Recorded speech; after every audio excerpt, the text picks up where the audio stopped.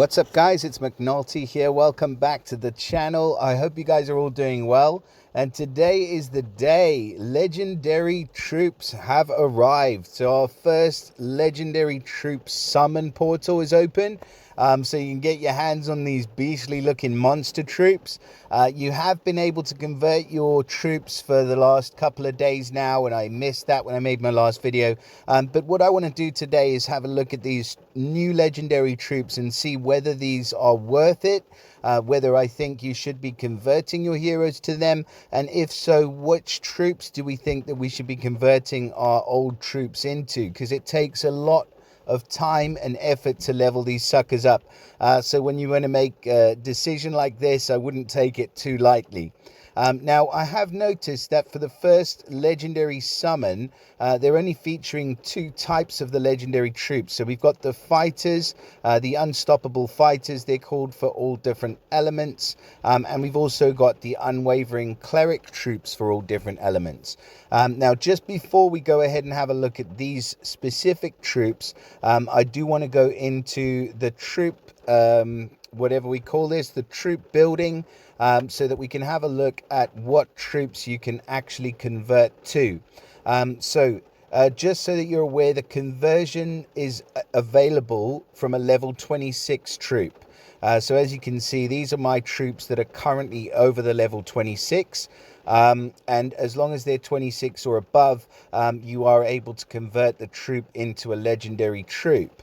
Now, this doesn't require anything, but when you do convert the troop just goes straight to a level 1 of the legendary. So you can see these legendaries are at level 1. When you look at them in the summon portal, they're going to be at level 30. So what's going to happen is you're going to start leveling the troop up from level 1 again. All right, so just bear in mind it's going to take some doing, and you're going to have to start right back from that beginning point. Okay, so we've got 10 different varieties of troops here. So we've got the majestic minotaur, we've got unwavering cleric, enchanted ent, we've got unstoppable fighter, let's just scroll that up a bit, mighty monk. And as I'm going through these troops, just notice that each specific troop is linked to classes. So there's a troop class link, and the troop that you choose will grant additional bonuses if they are equipped on those specific classes. So you can see here for the elite knight, for paladin or rogue heroes, they're going to get these additional bonuses that run along the bottom. So that applies to all of the different heroes, and you can see the little icons in the top left of each troop there. So there will be overlaps here. So let's just see, for example, you've got this one over here. So the unwavering cleric gives the bonus to the fighter and the cleric class, but then you've also got this one over here, which unstoppable fighter gives the same bonus there to the fighter and the cleric class. So they are paired up. So in each class, basically, you can choose between two different troops. So if you've got a barbarian hero, say, you could either go with the majestic minotaur, or you could go with this one, the enchanted ent. And the bonuses below will be different for each hero. Okay, I hope that makes sense so far. We've also got, I think I stopped over here, we've got the unseen assassin, we've got the royal sorcerer, and then last off we've got the eldest wizard. Now when you open up these little cards on the conversion rate, it is quite helpful because it shows you what the bonuses are when you get them up to the max level. So if you level this troop up to level 30. Now I'm just going to focus on this specific troop that I've got in front of me now, just so that we can run through the bonuses and we compare them side by side with what you would get from a troop in the other color. In fact, I'm just going to go and I'm going to take this because this is my highest level troop at the moment, a level 29 magic troop. So you can see the stats there, the 22% attack, 16% defense, 21% healing bonus, and the 20% mana bonus, which is, for me, the mana bonus is one of the biggest reasons I would want to level troops, is so that I can take advantage of that big increase in the mana. Now, let's just go back to our little wizard friend over here. So if we do convert this troop, and we convert him into the eldest wizard troop, which we can do if we want to, but we have to start again from level 1, then we're going to see his attack bonus is at 22%. So the attack for the magic troop at level 29 is exactly the same. It's 22%. The defense bonus here is at 26%. So it's a 10% increase on the defense, which is pretty good. I mean, you get additional defense with the hero. You could always do with the boost to the defensive stat, especially for older heroes. And then you get 24% extra HP. That is probably the biggest benefit, in my opinion, to the majority of these troops is the HP boost, because it's that much higher than any of the other options or any of the other levels of boost that you get. So 24% extra HP, that's amazing. Now, there is no healing bonus like you get with this one. So this increases or improves how much the hero heals from healing items and from special skills. So if you've got like a hero like giving a 40% heal, this is going to add 21% on top of that heal. So it definitely does benefit you during the battle. And the 20% mana bonus. Now, if we go back to our little eldest wizard friend over here, you can see you get an 11% mana bonus. Now, there is a huge glaring problem with 11% mana. Okay, and to illustrate this, I need to go out. So sorry guys. So let's just go out here. So we'll take a level 23 troop. Now, why is 23 important for mana troops? It's important because it gives you a 13% mana bonus, as you can see over here. Now, 13% mana is exactly the right amount of mana that you need to charge a average speed hero who normally fires in 10 tiles in 9 tiles. Now, that is if the hero doesn't have any other mana bonuses. So let's say this hero doesn't have a costume, he's got nothing else, he just needs that extra bonus, and he doesn't have that extra 4% on a druid or a monk or a sorcerer class talent. He's just got the 2%.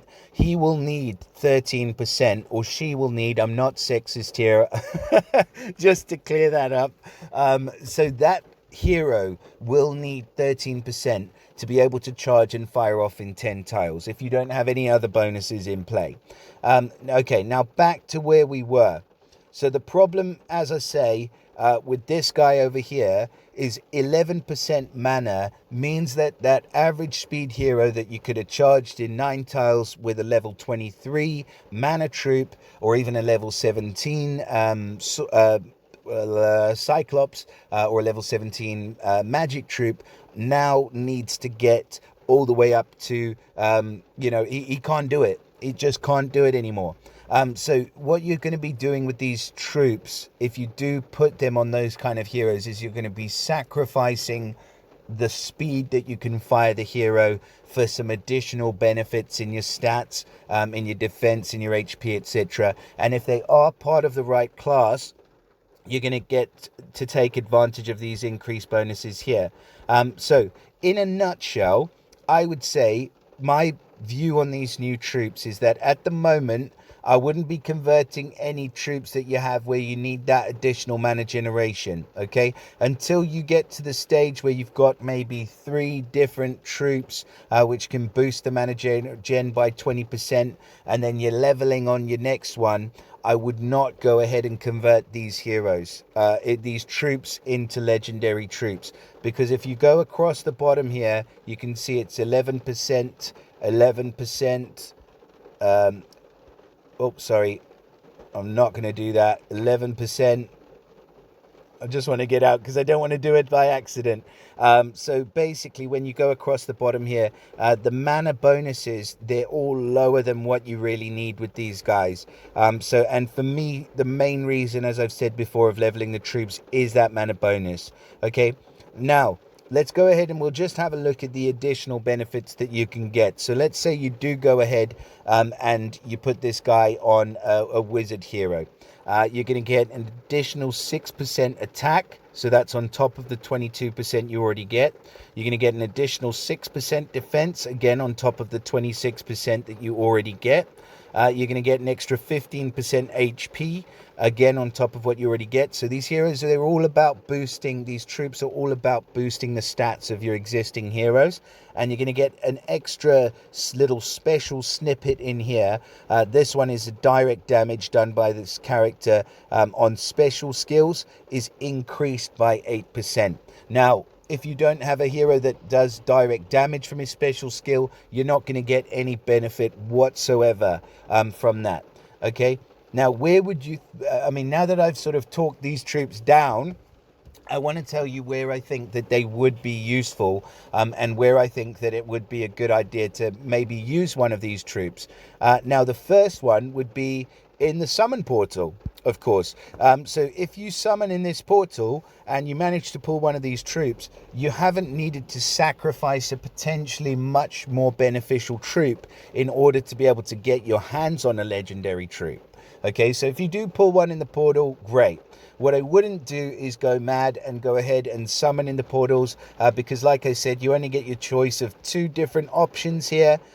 Just use a couple of tokens, but don't go absolutely bonkers spending multiple amounts of gems in here, because at the end of the day, I believe that for the moment, the magic troops and the Cyclops troops are still going to be more important, especially to your sort of early to mid to even sort of late game players. I think they might be a bit more hesitant. I mean, just from experience, my alliance is we're about top 200 at the moment, and the majority of the players in my alliance, they're all of the opinion that they would rather sort of stick with the increased mana bonus.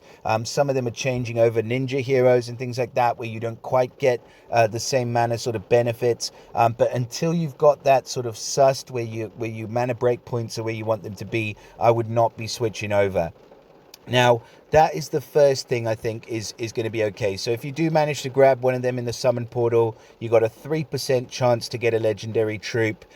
Then brilliant. Okay, go ahead, level it up. And use it for that stat bonus, which is amazing. Now, the second place I think they're going to be beneficial is with older heroes where you don't have the same benefits you used to have from them before. So we're a hero where the stat bonus is really more important than you being able to get the speed up. So maybe if you've got a fast speed hero, or a slow speed hero that you're not going to be able to use, or you've loved using for a long time, but they've just sort of become a little bit too weak. These stat bonuses that we're seeing here, the total would be 24 plus 6, so 30% attack, 29% defense, and what's that, 40% increase on the HP. That's humongous. So that can definitely make your older heroes a bit more usable. And then I've already touched on this, but the third place I think where these troops could be extremely useful is going to be with heroes where the mana break points are not important.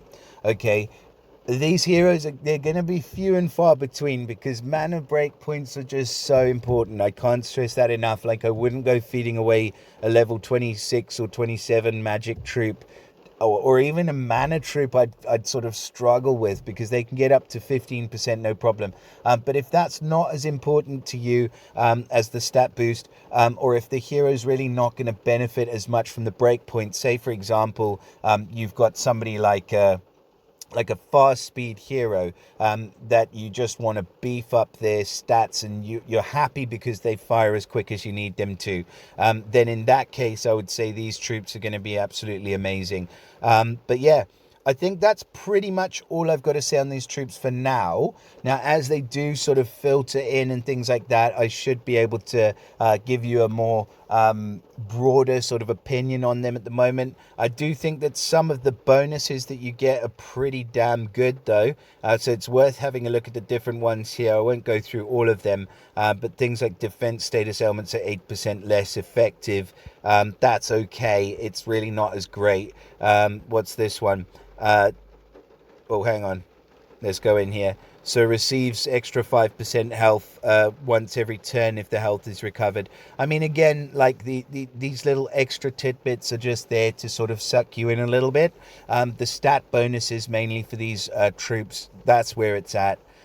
That's where they're trying to get you if you're struggling in terms of your stats. But like I say, just bear in mind that mana and those mana break points for the troops are so much more important. All right. That's everything I've got to say on this new legendary troop summon today. You do get a free pull. So you get a free pull if you go in here. You get 100 coins, which I've already collected. But just be aware of that. And I wish you guys all of the best of luck in your summons. Hopefully you do manage to grab a couple of these guys. Please do let me know in the comments what you think of the legendary troops, if you've been using them already and how they're performing, and whether you think it's beneficial to be losing that additional increase on the mana generation that you've been normally used to from some of the other higher magic and Cyclops troops. And yeah, that's it for today, guys. So I wish you all the best, and I look forward to seeing you all again in the next video. Bye for now.